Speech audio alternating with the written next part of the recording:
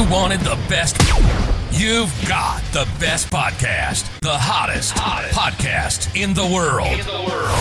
The Chris Voss Show, the preeminent podcast with guests so smart you may experience serious brain bleed. The CEOs, authors, thought leaders, visionaries, and motivators. Get ready. Strap yourself in. Keep your hands, arms, and legs inside the vehicle at all times, because you're about to go on a monster education roller coaster with your brain. Now, here's your host, Chris Voss. Hi, folks. It's Voss here from thechrisvossshow.com. There you go, folks. When the Iron Lady sings it, that's when you know it's official. Thanks for tuning in, as always, to the Chris Voss Show. We couldn't do it without you guys, because if we didn't, we'd just be two fools sitting here talking all the time. For 16 years, we've been bringing you the smartest people and minds, people that bring us their greatest stories, and all that good stuff. The CEOs, the billionaires, the White House presidential advisors, the governors, the Congress members, the U.S. ambassadors, the astronauts, the Pulitzer Prize winner, TV anchors, you name it. They have been on the show, and they bring their stories and deliver them in a concise format that helps create this elite crowd that we call the Chris Voss Show audience, and give you what we also refer to as the Chris Voss Show glow, this aura of intelligence that washes over people listening to the show. As always, refer the show to your family. I like the aura part. I think I got to write that down. As always, refer the show to your family, friends, and relatives. Go to goodreads.com/Chris Voss. Lots of great author stuff on there. YouTube.com/Chris Voss. There's LinkedIn.com/Chris Voss, the big LinkedIn newsletter that grows like a weed. The 130,000 LinkedIn group as well. And Chris Voss 1 on the TikTok, and Chris Voss at Facebook.com. We had an amazing gentleman on the show. He's the author of 6 books. His latest book could come out August 14th, 2023. How Building the Future Really Works. From information technologies and space technologies to power production and electromobility. What society needs to take the next step, leap forward. There you go. So we'll have Matt Larsson on the show with us today. He'll be talking to us about his books, some of his thoughts and feelings on all of this great technology and data. He is let's see if we can get to this. He is the consultant and expert on electromobility for Global Energy Transformation Institute. Welcome to the show, Matt. How are you? Thank you very much, Chris. I'm fine, thanks. There you go. And do I have the pronunciation of your name correct? Yes, you did. There we go. So give us the .coms. Where do you want people to find you on the interwebs? Where they find me? Yeah, whatever .coms, websites. Yes, at getinstitute.com. Okay. That's my site. All right, there you go. So give us a 30,000 overview of what you do and how you do it. I'm a consultant. I've been working as a business consultant for 33 years, and I've spent the past 18 years exploring the amount of resources countries will need to change transport systems to electromobility. And I found that a lot more resources will be needed than people expect, and definitely much more will be needed than most decision makers expect. You know probably that air regulators in California have decided to ban the sales of gasoline cars from 2035, and there will be a huge need for electricity in order to do that, and that's what and grid capacity and charging infrastructure. Those are the aspects that I've looked into for the past 18 years. There you go. And so you help them understand what they need to do and how they need to do it to possibly achieve those goals or see the fallacies of them? Weakness points? Exactly. There you go. So give us your bio, your background. How did you grow up? How did you get in this field? And what kind of led you down this path? Well, I grew up in Sweden, and I studied business administration at university, and I then started to work as a business consultant, working with big companies, change management, strategy development, and various similar tasks for more than 30 years. And 18 years ago, I started to explore how much resources will be needed to change the world's transportation systems to electric vehicles. And Wow. I got hooked on that issue because so much electricity will be needed. For example, to change the transportation systems of the United States, cars, trucks, buses, you will need to double power production, and that's a lot So because doubling power plants, basically, right? yeah, basically at present, the United States generate 4,000 terawatt hours, and that may not mean much, but it's actually the annual generation of 350 nuclear reactors Mhm. or 1.2 million wind turbines.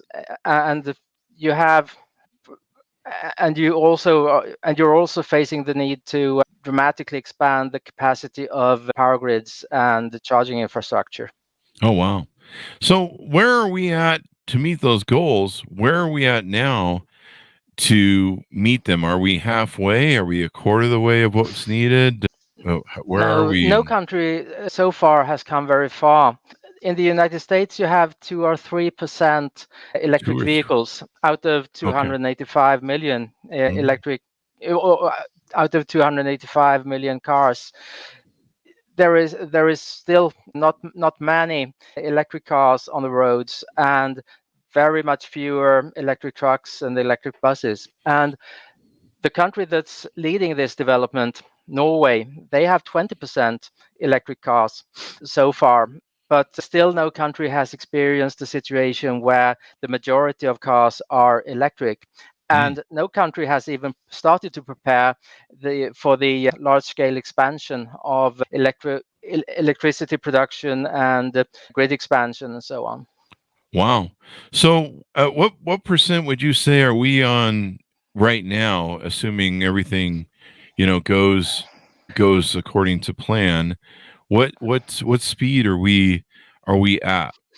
I don't know exactly, but no countries have not started the expansion of power production because there has not so far been any debate in countries regarding the need to expand power generation or the Hmm. need to expand grid capacity and so on. So for example, in Sweden, our government has decided a few weeks back to build two new nuclear reactors, and they will be ready at well, if we're lucky, they will be ready in 2035.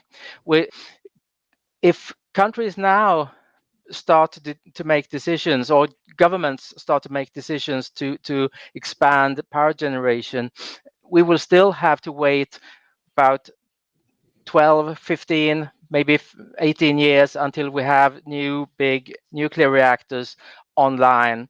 And of course, wind power can be expanded faster, but we can't rely entirely on wind because then we won't have the ability or to balance power grids. Oh, So wow. there's a need for big power plants to complement wind and solar generation. Yeah. So you in the notes you sent me over, this is quite extraordinary that I was taking a look at.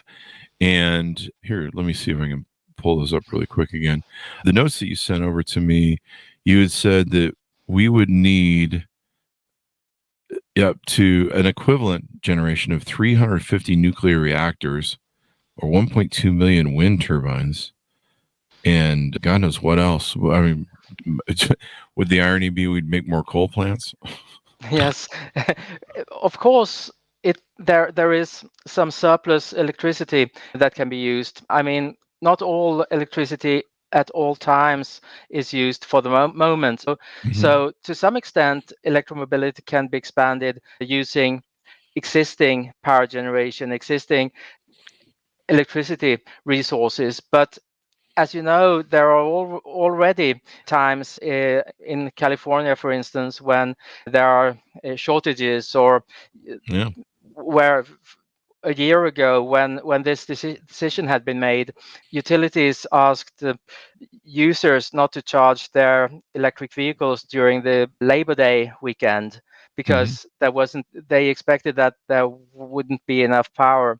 There is already this shortage, or this constraint on generation and constraint on charging vehicles. So with increasing fleets of electric cars, electric trucks, and electric buses, there will be increasing strain on the power needs, and more risk of brownouts and other problems.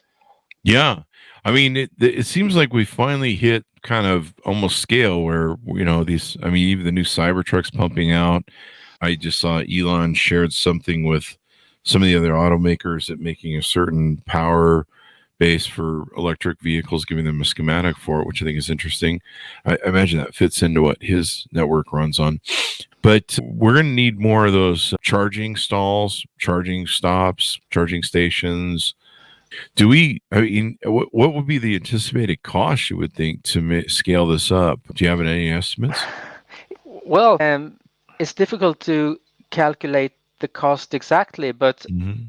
a nuclear reactor costs between $6 and $9 billion. Scaling up wind turbines would be less expensive upfront, but to do that, you also need additional balancing power from some big power plants and so on. So scaling up wind power couldn't be done on its own. There will also be a need for storage, electricity storage Electricity in storage. batteries, because wind doesn't blow all the time and solar doesn't Hmm. generate at night and so on. So there are huge huge demand on developing these system solutions so that the Hmm. systems become both user friendly, reliable, and cost effective.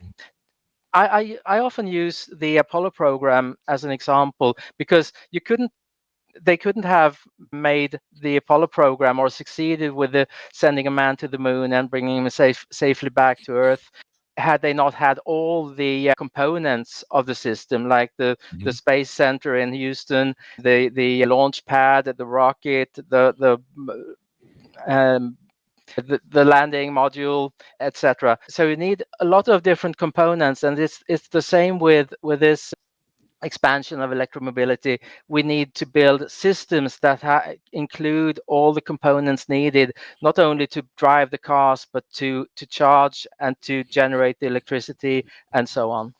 There you go. Do you think, like, I just saw that there's some new funding that was given to trying to run a train between Las Vegas and LA. I believe the Biden administration is announcing it this week.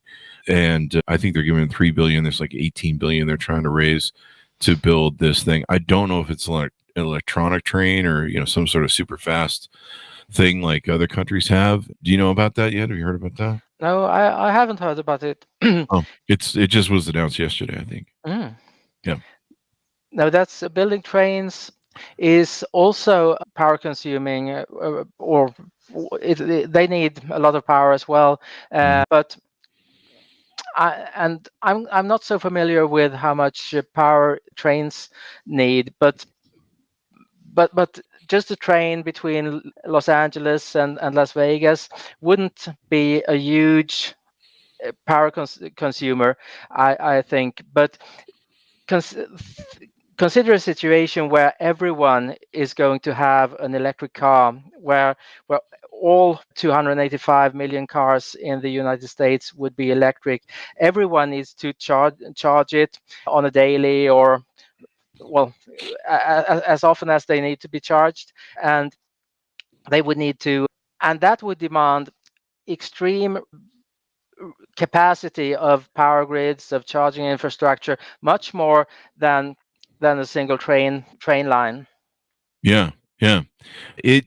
So we have a lot of building we need to do for infrastructure, at least like here in America, right? Yes, absolutely. And in order to do this in an efficient way, the systems that will be needed have to be mapped so that we develop the most efficient, cost efficient, energy efficient, and user-friendly types of systems, because there are different technologies for charging. There are stationary chargers, fast in the form of fast chargers, normal speed chargers that are slower, you charge overnight. But there are also new technologies like electric road systems, where vehicles can travel and charge via tracks in the road dynamically. So that's a really, those are different alternatives, and depending on which ones you use, you will need to expand power generation, for example, and the grid capacity to different degrees. Because Mhm. if you are able to spread charging out across the 24 hours of the day, you'll have a different situation compared to how if you build systems where you need to supply all the electricity during the day, for example. So people need to learn about these system relationships, and learn how to build cost effective and energy effective systems. And to do that, there will be a need for new roles, new competencies that are not so very common today, like electrification strategists and electrification architects. Hmm. There you go. I mean, it's something that we're going to need to try and do and pull off. Do you find that our politicians are ready for the challenge ahead? I mean, are they even mindful of the amount of power we need? The especially here in the U.S. I know I think you're in Sweden, but I'm over here in the U.S. and we're kind of an important country sometimes. Yes, absolutely. No, I don't think politicians in any country are ready for this, because they have the the expansion of electric vehicle fleets has been seen as an environmental issue, and a matter of sustainability, and so on. And it has been treated by and pushed forward by sustainability experts, and so on. But very few, or almost no, experts on change management, business development have engaged with this. And Hmm. politicians have listened a lot to sustainability experts, and who have said we need to do this. But no one, or very few people except myself, have started to investigate what will be needed to do it. And business people have also not engaged with it. Elon Musk, actually, he made a statement at a conference in 2021 called CodeCon 2021, on a question from the audience, where he said that in order to change to electric vehicles, the United States would need to double power production. And that's the estimate that I refer to. Oh, I've made the same calculation. In Europe, we need to increase power production by some 50%, and in the United States, you need to increase it by 100%, because you drive twice as far as we do on average, we yeah, using each car. yeah, we're So, really big on that. mm, I don't think politicians have anticipated this huge need for resources, need for investments, and need for planning and manage change programs. All right. Well, we're behind the eight ball. Do you think that some of our things were, oh, we shouldn't build nuclear power. It's, dangerous and bad. Do you think that's going to put us, I mean, are we going to end up in a crux? We're going to run out of energy and like, I'll be like, oh God, people are driving their cars. I can't turn my lights on today. Well, there has been some wishful thinking in the debate regarding the development of the power systems of the future, and so on. Mhm. And a lot of focus have been on wind power, solar power, and those are important, definitely. We need to increase the generation through wind and solar, but we can't rely entirely on those. Yeah. We need also base load in the grids, big power plants with large turbines that balance the grids, and that make sure that large industries, large production facilities and plants get all the electricity they need. And in order Mhm. to do that, we can not only rely on these intermittent resources, but we also need big power plants like nuclear. And since we don't want to expand coal-fired plants, oil-fired plants, etc., we need to face reality and say, I think, that we need and see the reality that we actually also need to expand nuclear generation, because there is no way to come around the fact that we need to have reliable large scale generation systems. Definitely, definitely. So in your book, How Building the Future Really Works, you talk about all this in detail about how we can try and put this jigsaw puzzle together. Do you see any sort of innovations of technologies, say per se, like nuclear cold fusion or any sort of things that are on the horizon that could potentially be the breakthrough energy that's like, this is the new big thing and this could save us? Well, fusion will not, as I understand it, be developed or expanded on a large scale within Mm, the coming decades. So we may have, or future generations may have, access to cold fusion reactors and so on. But my generation and probably your generation are not likely to experience that. no. So we need to do with existing technologies, and there are innovations, but we haven't seen any dramatic new generation technologies in the past years that could solve this in a entirely new way. We have the same, basically we have the same power sources that we've had over the past decades and the past 50 years. And with addition to wave power that may come online and increase in the future, Mhm. I think there are not very many of those new technologies. What may be possible could be new battery technologies for electric vehicles, and Mhm. definitely there will be in a lot of innovation in the area of charging technology, charging infrastructure, electric roads, storage, battery storage in the form of hydrogen and methanol, for example, other forms of power storage, but unfortunately not so much in power generation. Wow. So it's going to be interesting how this is all going to play out. I mean, we're pumping out these cars.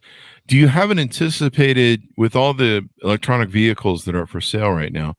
Do you have a anticipated run out time if we don't get our act together and get everything fixed? Well, there are different issues. This change has been discussed as a way to combat global warming and emissions of carbon dioxide, but there is also the risk that global oil production will start to decrease, and we don't know exactly when this will happen. Mm, But the production of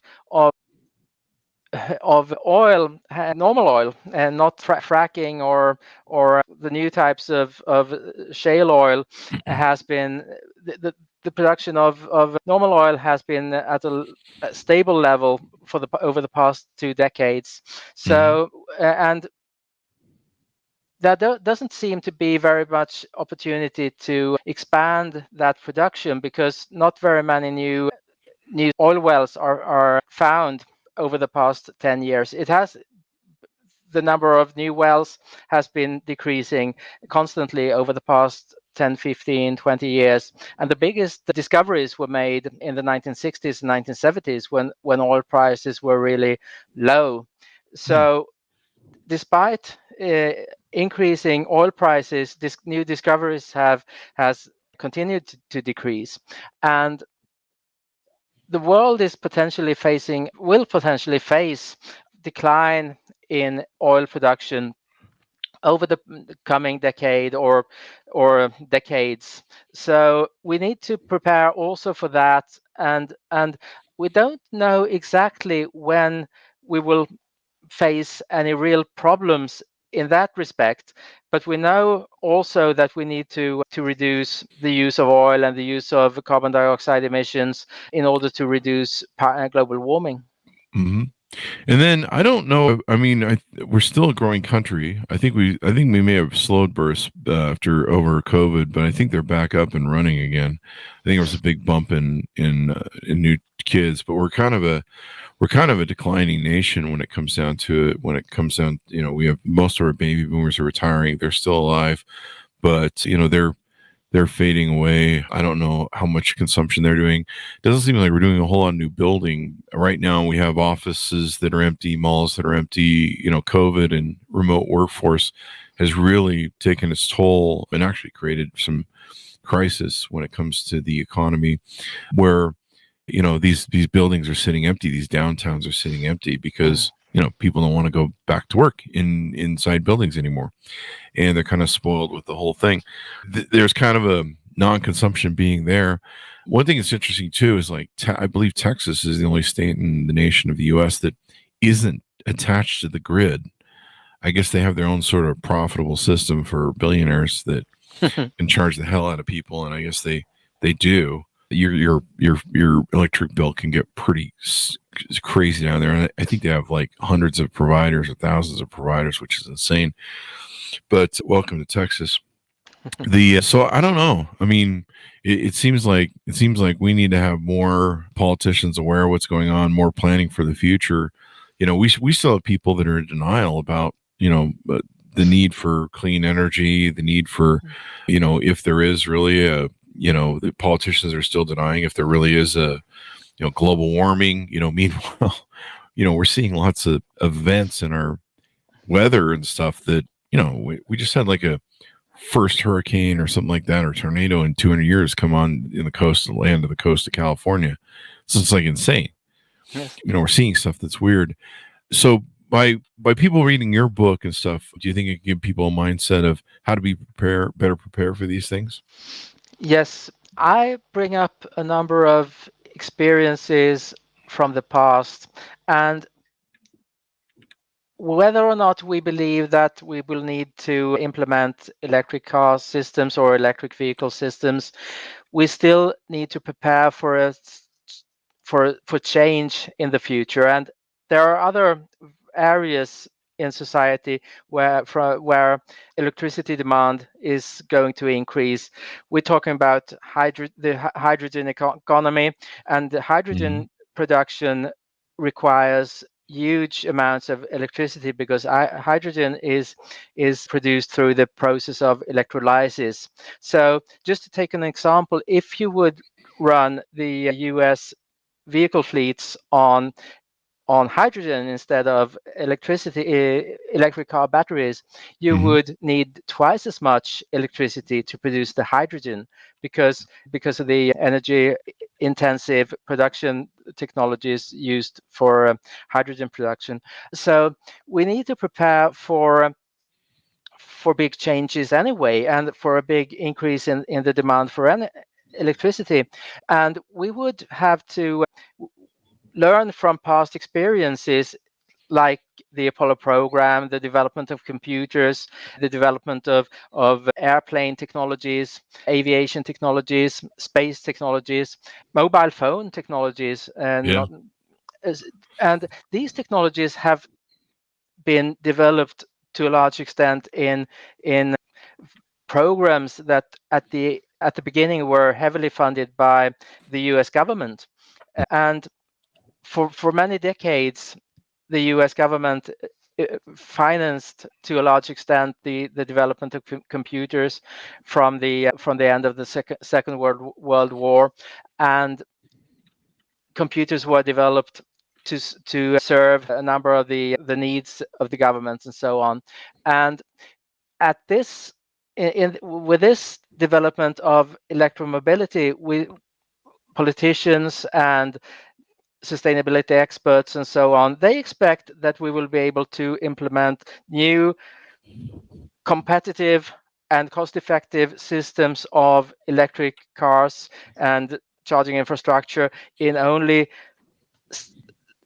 a little more than a decade, and that these systems will become competitive against the very highly efficient systems of fossil fuels. And that's not realistic. We need to learn from those past experiences and see how were these technologies developed, how were they implemented on a large scale, and what role did different actors play in this development. There you go. It's going to be an interesting ride. So anything I should have asked you that we might need to know for our listeners out there? Yes, you were actually touching upon one of the main things with this change earlier in the interview when you mentioned Texas and the number of different providers down there, because a lot of organizations and companies will need to be involved in this change in order to make it possible. It can't just be decided by a few high-level politicians in Washington or in the state capitals. It has to be this. These systems need to be built up through investments by a large number of different organizations, utilities, companies that run car parks, companies that real estate companies, and also cities and towns in different states, and state governments need to be involved as well in the planning of the transformation and the various activities that will be involved. There you go. It's going to be an interesting ride. So as we go out, give us your final pitch to people to pick up your book, check out your website, see about consulting with you, et cetera, et cetera. Yes, thank you. My book is called How Building the Future Really Works. It's available on amzn.to and on all other Amazon platforms. It's available at a discount right now, $2.99 plus sales tax, $3.17 at present. And there is also hardbound copy and the paperback copies that can be ordered from Amazon. And I'm available.